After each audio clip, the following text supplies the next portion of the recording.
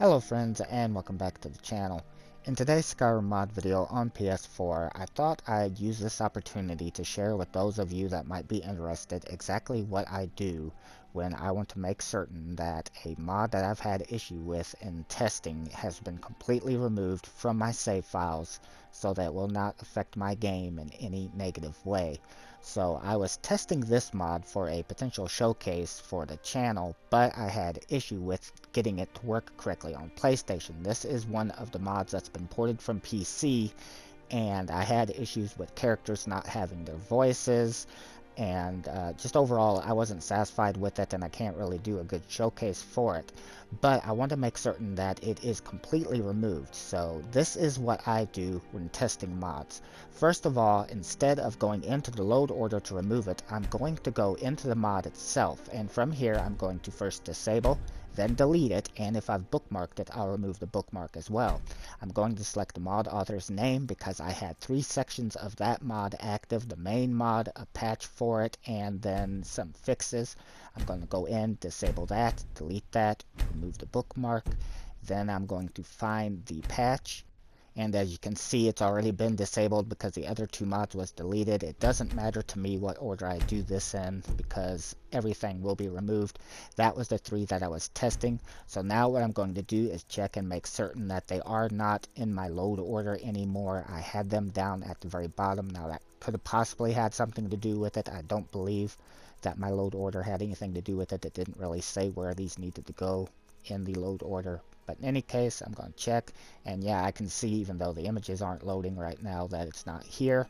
So I know they have been removed. So now what I'm going to do is I'm going to back out and reload my files, select OK. And I'm not going to be cutting any of the load screens this time. So what I'm going to do once it has reloaded these files is I'm going to save my current footage that I'm recording right here before closing the app. Then I'm going to go ahead and completely close my app and relaunch it. And obviously, if I wasn't making this video for YouTube, I wouldn't have to do the step where I'd be saving my footage before closing the app. In that case, I'd simply reload the files, wait till the main menu came up, and then close app, which is what it's doing right here. So I'll be back with you guys once I have relaunched the game. Okay, so I've now loaded the game back up, and again, I will not be cutting any footage here, no load screens or anything, so that you can follow in real time exactly what I'm doing if you need to. Now, please keep in mind that the PlayStation doesn't record everything for whatever reason, so it won't actually show you the saves. I'll have to just kind of explain what's going on there. Any case, I have a save, a manual save that I call my safe save. That is a save that I have that I only update on occasion when I know everything in my load order can be trusted and that the game is running fine. That's what I'm going to be loading up right now. I'm going to select show all saves, and it won't show you on the screen, but I have a save that has a close-up of Lydia. I know that's my safe save. I will be selecting it. I have a couple of mods like here. I'm going to select no and select no on these because these are not currently active.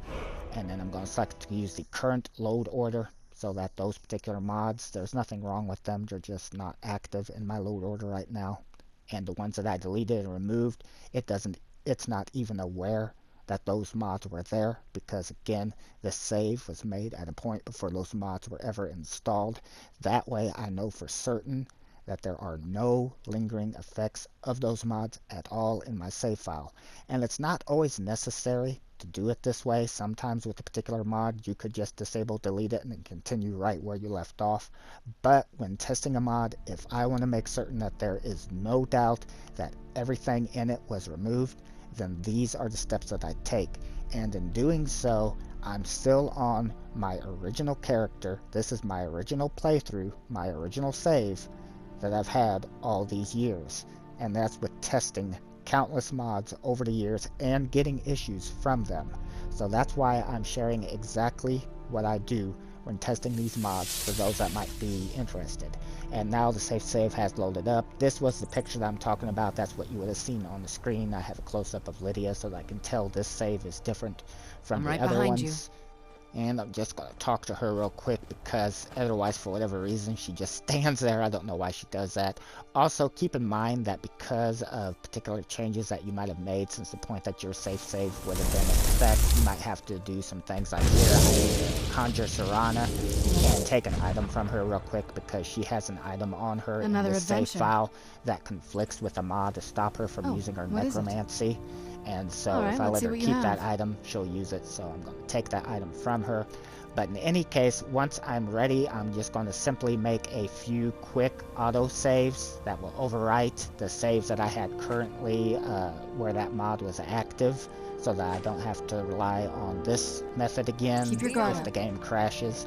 So I have a modded building that's right here. That's why I make my saves right here, because it seems to be safe. You always want to do this in an area where you know the game will load up and not give you issue.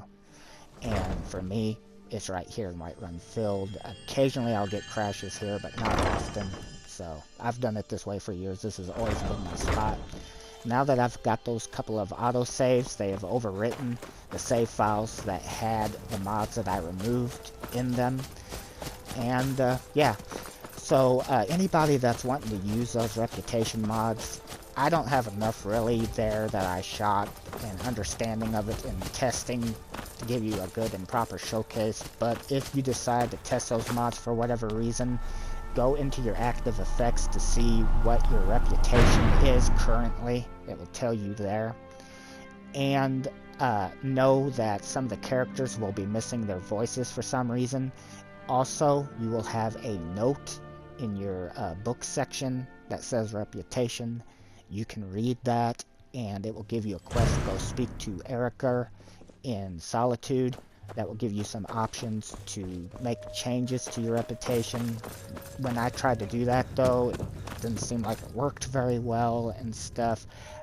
Ultimately, it's with these types of mods ported from PC that I've gave warnings about before. They may not function correctly on PlayStation, and that is my reason for removing it in the manner in which I did. I hope this helps you out. Take care.